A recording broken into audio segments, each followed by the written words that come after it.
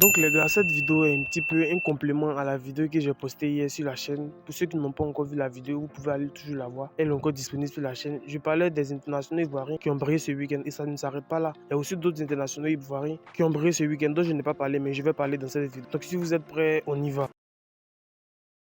Il y a Ousmane Diomandé qui a été buteur ce week-end, ce dimanche-là. Hier, Ousmane Diomandé, c'est un défenseur qui revient toujours en forme. Il est toujours titulaire au Sporting Club de Portugal. Il enchaîne les belles prestations. Ils sont premiers actuellement du championnat portugais et ils sont toujours en course pour la Ligue des Champions. Ils jouent contre Dortmund, je crois, le mardi prochain. Et on espère qu'ils puissent se qualifier parce que lorsqu'on a un international ivoirien, par exemple, qui joue la Ligue des Champions, qui est dans la plus grande compétition européenne, c'est-à-dire la compétition la plus phare européenne, et qui joue cette compétition-là et qui brille derrière, ça fait vraiment plaisir et ça lui donne de la bouteille, ça lui donne de l'expérience. Parce qu'on se rappelle, lorsque par exemple Gasset est arrivé et qu'il a mis Ousmane Diomandé titulaire à la CAN et qu'après il a été sorti par MS Faye, on peut comprendre que c'est à cause du manque d'expérience du joueur. Pas qu'il est mauvais, pas qu'il n'est pas, c'est pas un grand joueur, loin de là. C'est un excellent joueur, la preuve, il est titulaire indiscutable au club, il enchaîne de belles prestations et on regarde tous ses matchs, on sait qu'il est très performant. Mais plus il va grandir, plus il aura l'expérience de la haute compétition, mieux il pourra s'aguerrir. Et lorsqu'il va revenir en Côte d'Ivoire pour affronter les petites équipes,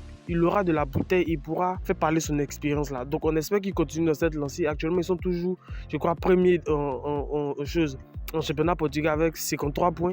Donc ils sont sur une belle série. La saison dernière, ils ont été champions de Portugal, son premier trophée après la CAN dessus. Et aussi cette année, ils sont toujours en course, c'est-à-dire ils sont premiers, je crois, avec 3 points d'avance sur le deuxième. Cette semaine-là, ils vont jouer contre Porto. Enfin bref, Ousmane Diomandé marche l'eau en ce moment. Il est titulaire indiscutable.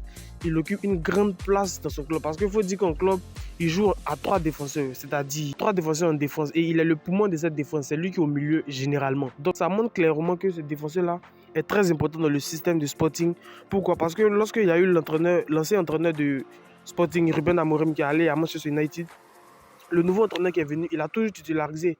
Cela prouve que c'est un joueur qui a de l'impact. C'est un joueur qui, si on lui donne réellement sa chance, puisse s'installer définitivement chez les éléphants. Donc je vous laisse donner vos avis dans les commentaires. Qu'est-ce que vous pensez du joueur? Le second, c'est Jean-Philippe Grasso. Jean-Philippe Grasso s'est superbement adapté. Lorsqu'il était à l'Étoile Rouge de Belgrade, ça ne s'est pas du tout bien passé durant les derniers mois avant qu'il parte. Et lorsqu'il est arrivé à Paris FC, c'est-à-dire en France, en Ligue 2, il arrivait à s'imposer dans ce club et il est titulaire indiscutable là-bas. On espère qu'il puisse continuer sur cette belle performance. On rappelle que ce week-end, il était passé décisif.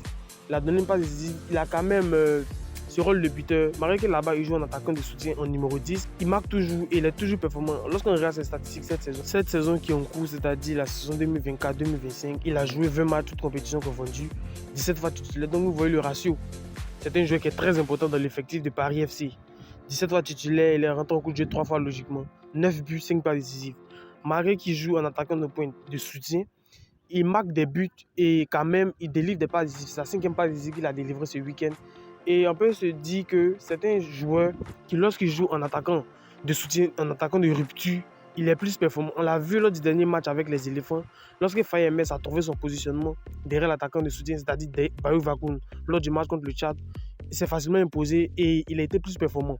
Moi, j'ai toujours milité pour qu'il soit dans cette place de numéro 10 parce que le poste de numéro 9, en réalité, lorsqu'on le met là-bas, il dézone beaucoup.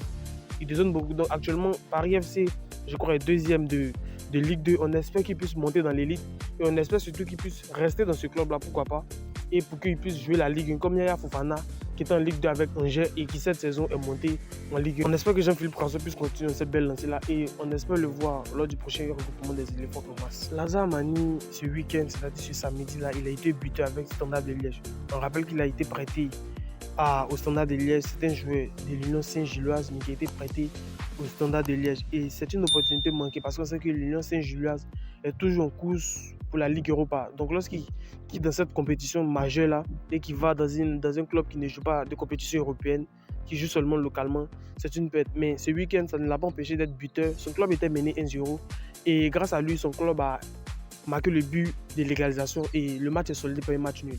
Donc il revient petit à petit, un joueur qui a été beaucoup absent, je crois. Il n'a pas participé aux éliminatoires de la CAN lors du mois de septembre, du mois d'octobre et du mois de novembre. Il n'était pas là. Il n'était pas chez les éléphants. Je ne sais pas si même il était là en juin lors des éliminatoires de la Coupe du Monde. Bon, dites-le moi ça dans les commentaires. Je ne me rappelle plus trop où on a affronté le Gabon et le Kenya. Je ne sais pas s'il était là. Je ne sais pas s'il fallait la sélectionner. Enfin bref, c'est un joueur qui revient petit à petit. C'est un joueur qui nous montre que si on lui donne plus de responsabilités en équipe nationale, il peut s'imposer. il peut s'imposer parce qu'il nous démontre, même quand il était à l'Union Saint-Gilloise, il était toujours dans cette performance-là. On rappelle que c'est son deuxième match avec le Standard de Liège. Son premier match, il est rentré en coup. Et son deuxième match où il a commencé, il est rentré en coup aussi, mais il a été buteur à la fin. Enfin, donnez-moi vos avis dans les commentaires. Qu'est-ce que vous pensez du joueur? Moi, c'est un joueur que j'apprécie énormément. Il a surtout un match référence, selon moi, en équipe nationale de Côte d'Ivoire.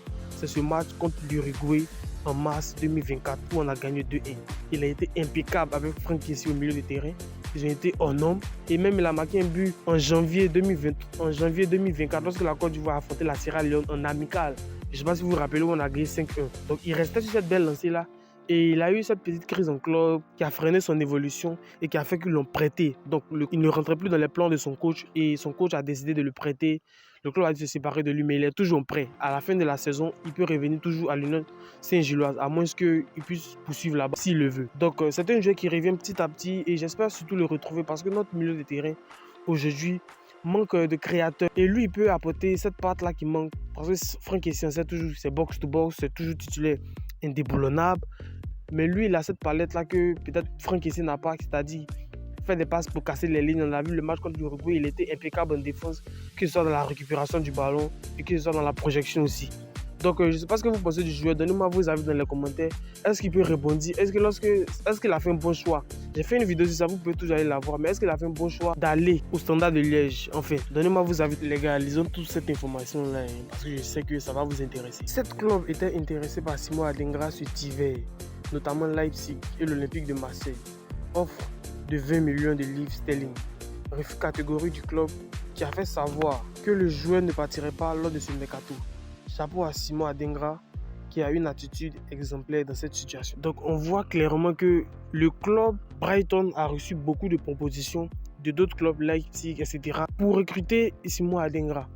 Mais Simon Adingra a dit non, c'est-à-dire il a préféré être dans cette situation-là où il manque cruellement de temps de jeu. On l'a vu ce week-end, ils ont gagné Brighton 7-0. Je crois qu'il est rentré à la mi-temps. Donc, il manque de temps de jeu. Mais malgré d'autres offres pour aller dans un autre club, il a refusé. Qu'est-ce que vous pensez de ça? Est-ce qu'il a fait une bonne décision? Est-ce qu'il a réellement bien fait de ne pas aller se relancer ailleurs? Parce que nous connaissons les qualités de Simon Adingra. C'est un jeu qui est hors norme, c'est un jeu qui dribbleur, percutant, passeur, tout ça, peut nous apporter énormément. Donc, le voir être sur le banc à Brighton n'est pas une situation qui nous plaît du tout, qui nous met à l'aise parce qu'on sait que c'est un joueur majeur dans cette équipe nationale de Côte d'Ivoire. Surtout ce qu'il a, après ce qu'il a apporté surtout à la CAN. Donc donnez-moi vos avis dans les commentaires. Et les gars, on termine avec Amad Diallo qui a été élu joueur du mois de Manchester United, c'est-à-dire le meilleur joueur de Manchester United ce mois-là. C'est un vote qu'ils font régulièrement pour chaque mois. Ce sont les fans qui votent. Donc Amad Diallo a été énorme. Qu'on se le dise, il était impeccable. D'ailleurs, même son triplé là même, c'était en janvier contre Southampton. Enfin bref, il a marché sur l'eau, titulaire en Ligue Europa, titulaire en championnat. Il revient petit à petit parce que moi, ça me fait tellement plaisir de le voir parce que c'est un joueur qui manquait cruellement de temps de jeu. À ses débuts à United, ils ont dû aller le prêter à Sunderland en deuxième division anglaise et aussi à Glasgow Rangers, je crois. Donc arrivé là-bas, il s'est relancé. Ten Hag le faisait toujours jouer, mais ce n'était pas réellement ça. Lorsque l'entraîneur intérimaire Ruud van Nistelrooy est arrivé, il a donné complètement sa chance à Amad Diallo. Et sous Amorim, il a complètement explosé. Il a été élu joueur du mois de Manchester United. On rappelle que c'est sa troisième fois de suite. C'est sa troisième fois qu'il sort joueur du mois de Manchester United cette saison.